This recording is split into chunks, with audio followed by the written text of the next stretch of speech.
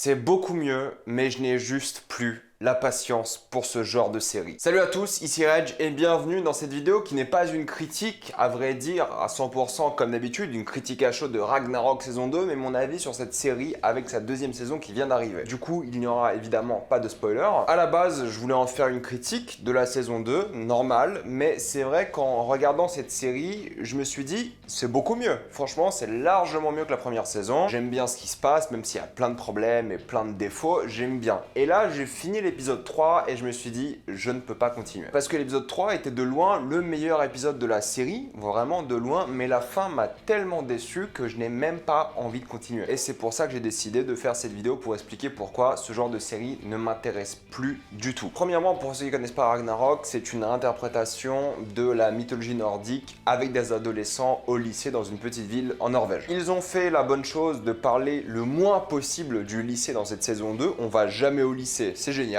Ils se concentrent à fond sur la mythologie. C'est vraiment beaucoup mieux. C'est rien à dire là-dessus, c'est vraiment une qualité de cette saison 2. Ils ont bien compris leur leçon de la première saison. On parle beaucoup de mythologie, on essaie quand même d'adapter ça aux normes actuelles. Voilà, par exemple, Loki est considéré comme un transsexuel dans cette série. À voir s'il était dans la mythologie nordique, mais bon, il aimait bien se déguiser. C'était un peu le dieu de la malice. Il a enfanté un serpent géant. Donc à un moment, ça me dérange pas vraiment. Tu vois qu'ils essaient d'adapter un peu tous les mythes à un peu ce qu'on connaît aujourd'hui. Et ce qui m'énerve avec ce genre de choses, c'est qu'on parle de Ragnarok. Et c'est un peu le même problème que la saison 1, et c'est pour ça que ces adaptations de mythologie en temps moderne ne marcheront jamais, mais plus principalement celles qui parlent d'affrontements épiques. Lorsque tu parles de Ragnarok, tu parles de la fin du monde, tu parles de vraiment quelque chose de grandiose. Et c'est pareil pour la mythologie grecque, Netflix a prévu une série sur ça aussi, toujours avec des adolescents dans les temps contemporains. Tu ne peux pas avoir une grande échelle avec des lycéens. C'est juste pas possible. T'as pas ce souffle épique et tu ne l'auras jamais. Je comprends que c'est beaucoup plus cher d'avoir une série avec un vrai souffle épique, mais au moins si tu fais ça de manière contemporaine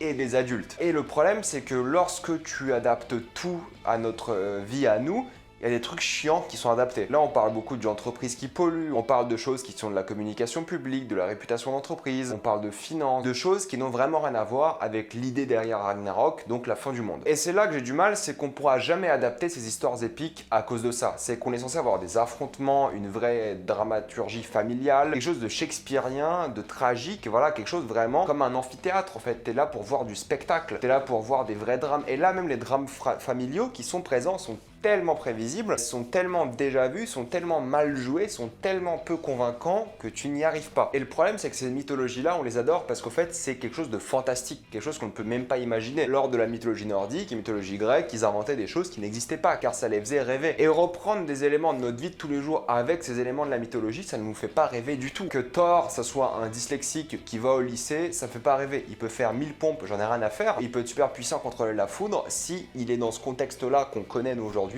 il est pas impressionnant. Parce qu'au final, t'as plus l'impression de regarder une série de super-héros qu'autre chose. Et ça, c'est problématique. Et ça, c'est un problème qu'on ne pourra jamais résoudre. Il faut vraiment aller vers l'épique, comme des gros films, genre Le Choc des Titans. C'est pas un bon film, Misère coupable, d'accord, mais c'est pas un bon film. Mais au moins, il y avait l'idée de l'épique et l'idée du fantastique. Et reprendre la mythologie comme ça, en fait, ça gâche la mythologie de une. Tu combines ça au commun des mortels et c'est pas intéressant. Ce qui était intéressant, c'était lorsque la mythologie se mélangeait au commun des mortels. C'est quand Zeus, il descendait sur Terre pour enfanter une femme ou une chèvre ou n'importe. C'est Zeus, il enfantait tout. C'est ça qui est intéressant, c'est ça qui nous faisait nous kiffer dans la mythologie, dans ces contes-là. C'est pas pour rien que ce sont des contes qui ont vécu des millénaires. Donc là, le fait de banaliser ça avec une série pour ados, ça sera toujours problématique. Mais voilà, disons que ça, on passe outre, on essaie de l'accepter, même si ça reste extrêmement compliqué. Si je peux comparer à une autre série, vous prenez American Gods, il y avait le côté moderne, mais adulte, avec des vraies choses et un côté fantastique que tu pouvais comprendre. Là oui, mais là, vu que c'est adolescent, ça ne marche pas. Parce qu'au fait, tu trouves que les enjeux sont pas assez importants parce que tu n'arrives pas à t'attacher à ces problèmes. Et les adolescents, en général, jouent moins bien que les adultes, tout simplement. Et même si j'aime bien le Haaland de Wish, il n'y a pas de problème là-dessus,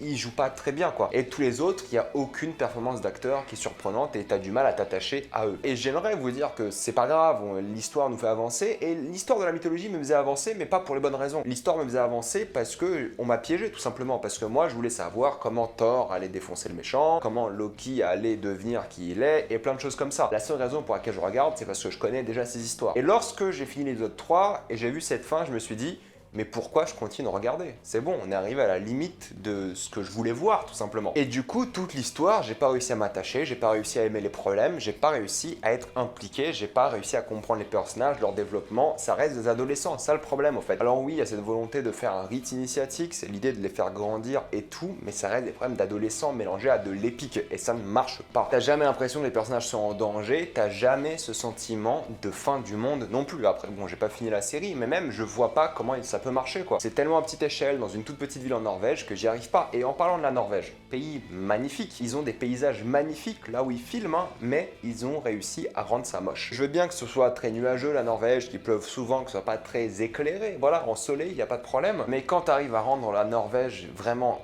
laide, je trouve que c'est pas bon. Alors je veux bien qu'il y ait sur la thématique de Ragnarok, la fin du monde, faut que ce soit moche, mais le contraste aurait été intéressant. Tu montres quelque chose de magnifique qui au fur et à mesure devient laid. Et là, t'as même des problèmes d'éclairage qui arrivent dans tous les épisodes. T'as eu des scènes en extérieur qui sont très bien éclairées, puis on repasse sur un bleu foncé. Et tu vois que les scènes n'ont pas été filmées au même moment de la journée. C'est évident. Au début, j'avais peur parce que je me suis dit, putain, ma télé que je viens d'avoir, elle est cassée, c'est pas possible. Et au fait, non, pas du tout. C'est juste que la série est comme ça. Et c'est pareil pour les effets spéciaux. Ils se sont un peu améliorés par rapport à la saison 1, d'accord, mais c'est quand même pas bien. Tu vois les fonds verts, c'est assez évident. À moins tu vois un personnage vieux, tu vois clairement que c'est un filtre de vieillesse ou alors du très mauvais maquillage. Je sais pas, j'arrive pas à faire la différence, mais dans tous les cas, c'était laid. Et il y a aucune idée de mise en scène. Il y a aucun plan magnifique. Il y a rien qui donne envie de regarder la suite. C'est filmé d'une manière banale qui n'a pas d'intérêt. Et encore une fois, à chaque fois quelque chose de négatif, tu penses toujours à ce que tu regardes. Des dieux contre des géants. Et t'as pas ce sentiment-là. T'as pas l'impression que c'est des dieux, t'as pas l'impression que c'est des géants, et t'as pas l'impression qu'il y a une vraie menace qui est sur cette planète, quoi. La menace, encore une fois, c'est la pollution, c'est le réchauffement climatique.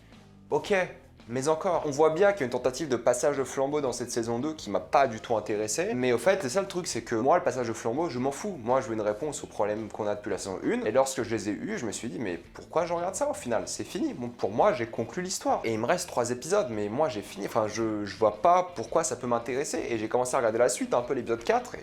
Et non, en fait, ça m'intéresse plus. Parce que tu vois clairement qu'ils tournent en rond, tu vois qu'ils ont pas de motivation et tu sens pas l'amour pour l'œuvre, en fait, tout simplement. T'as pas l'impression qu'ils font ça par plaisir. T'as pas l'impression que les cinéastes sont convaincus par ce qu'ils font, les acteurs, t'es pas là pour le plaisir, quoi. Et ça, c'est problématique. Les histoires de famille, au début, tu dis, elles vont être passionnantes et il y aura une vraie rivalité qui va se créer entre deux frères, par exemple. À la limite, il y a un peu de ça, mais c'est tellement prévisible que ça en devient ridicule. Et les histoires d'amour, bah, ça reste adolescent. Du coup, t'as du mal à y croire aussi. Je dirais pas que je me suis 100% ennuyé. Je pense que cette saison 2 est meilleure, mais pas assez pour que je continue. Déjà que j'avais détesté la première saison, je dois admettre que oui, c'est mieux cette saison 2. Mais c'est pas assez. C'est pas assez parce que j'ai l'impression qu'ils savent pas ce qu'ils font avec cette série. J'y arrive pas. Vraiment, je comprends pas ce qu'ils foutent. Et quand ils parlent de mythologie, c'est cool. Mais à un moment, pareil, ils ont commencé à tourner en rond, ils ont commencé à me faire perdre l'intérêt, et peut-être je finirai la série. Pas tout de suite, mais peut-être je la finirai. Mais bon, si c'est pour voir des perquisitions, pour parler de mandat et de choses comme ça, et d'une femme qui prend la tête d'une entreprise, je m'en fous de ça. C'est pas le sujet, nous on parle de mythologie là. Qu'est-ce que je m'en fous qu'une femme prenne la tête d'une entreprise? Ça n'a pas d'importance pour moi. Après, évidemment, il y a beaucoup de facilités scénaristiques, ça on l'a vu, c'est récurrent, c'est insupportable. Il y a cette idée qu'on va créer une team pour affronter les grands méchants, puis tu regardes l'épisode 3, tu dis mais qu'est-ce qu'ils ont foutu? Il n'y a pas de fil conducteur en fait. Ils font un peu n'importe quoi, et des histoires de jalousie entre les adolescents qui sont amoureux les uns des autres. Ils créent des tensions sexuelles entre certains et tout, tu sais comment ça va aller, quoi. Je veux bien qu'il y avait des tensions sexuelles dans la mythologie, des choses comme ça, d'accord, mais là, c'est des adolescents, il y a moins d'impact, quoi. Il y avait des tensions sexuelles dans la mythologie parce que ça crée des naissances, ça crée des monstres, ça crée d'autres héritiers, des choses comme ça, mais là, c'est des adolescents, tu sais qu'il n'y aura pas de conséquences, ou quasiment pas. Il n'y a pas le poids dramatique qu'il faut pour tenir en haleine les spectateurs. En tout cas, moi, et en fait, en regardant cette série, je me suis dit, j'ai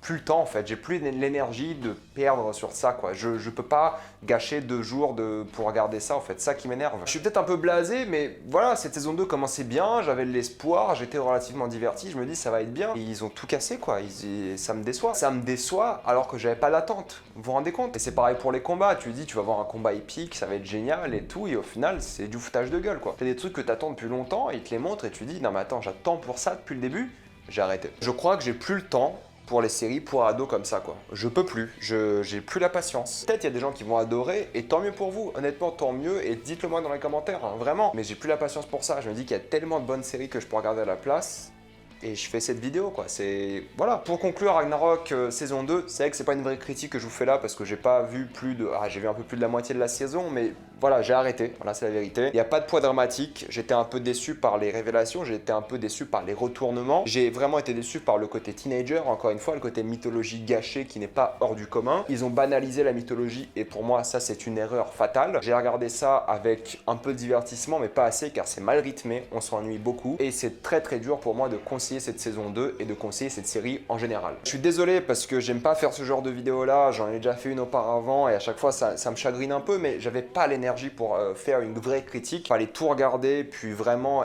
être énervé durant toute la critique, j'ai pas l'énergie. Je préfère être blasé ici ce soir qu'autre chose. Mais comme d'habitude, mettez-moi dans les commentaires si vous avez adoré cette série. C'est vraiment important si vous l'avez adoré de me dire pourquoi. Si vous l'avez détesté aussi d'ailleurs. Pensez à vous abonner à la chaîne pour plus de vidéos. Mettez un j'aime et partagez cette vidéo, ça aide beaucoup la chaîne. Si vous voulez soutenir la chaîne, pensez à le rejoindre sur YouTube. Suivez-moi sur tous mes réseaux et moi je vous dis à la prochaine fois. Salut à tous.